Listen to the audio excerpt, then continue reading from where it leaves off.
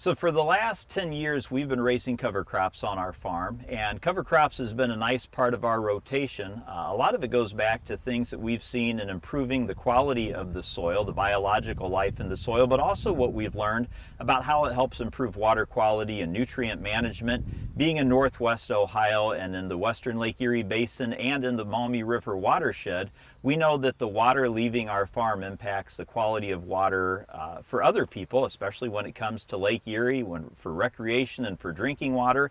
And so we can trace in 5 simple steps where that water goes when it falls our farm. Running through the backside of the farm, we have Brush Creek, which flows into Lost Creek.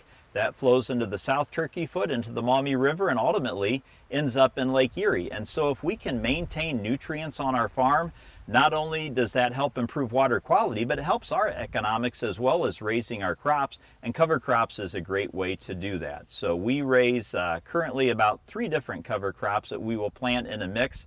Oftentimes its base is oats and rapeseed.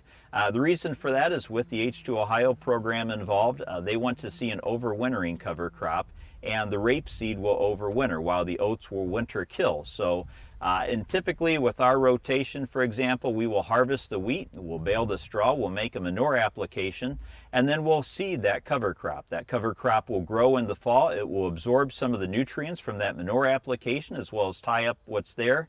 Over the winter months, those oats will dry out, but that rapeseed will continue to grow, capturing those nutrients. In the spring, we can come back. That rape is easy to kill off, and then we'll go through and we'll plant our soybeans or we'll plant our corn, whatever the following crop is. And so it works very well keeping the ground covered and green. We don't see the loss of nutrients we feel from erosion, and we definitely know we're capturing them from a cover crop standpoint. So beneficial for the biological life in the soil and also economically to maintain our nutrient